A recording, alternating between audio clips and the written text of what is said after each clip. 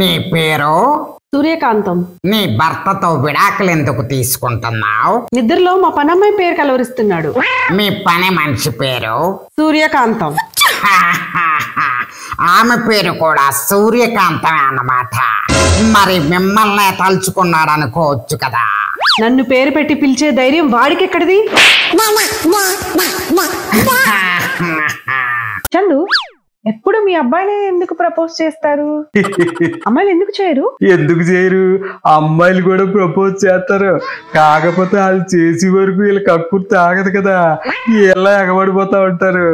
కాకపోతే చాలా కాలం క్రితం సూర్పనకి ట్రై చేసిందంట, ముక్కు మూతి కోహేరు. అందుకే అనుకుంటే అప్పటి నుంచి లేడీస్ గా భయం అలా ఉండిపోయింది. ఏడు తిడుతున్నావు అండి? నిజంగా తిడుతున్నావు? ఎలాగులంగా తిడుతున్నావు నువ్వు? తిడుతూ కుదరదు నాకు. నిజంగానే తిట్టాను. అయితే ఏంటి ఇప్పుడు? నిజంగానే తిడుతున్నావా? అయితే పర్లేదు, ఎలాగోలం కుదరదు మనతో.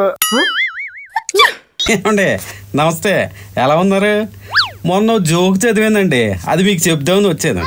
మ్యాటర్ ఏంటంటే, ఓ కోల్డ్ ఫామ్ యజమాని ఉన్నాడండి. ఆడి మహా శాడిస్ట్ కాడు. ఓ రోజు ఆడికి ఏం మ్యాటర్ వచ్చిందంటే, కోళ్ళన్నింటినీ సమావేశపరిచి ఆడి కోళ్ళతో మాట్లాడేస్తాడు. జోక్ కదా. రేపు గనక ఒక్కొక్క కోడి 2 గుడ్లు పెట్టకపోతే కోసుకు తినేస్తాను అన్నాడంట.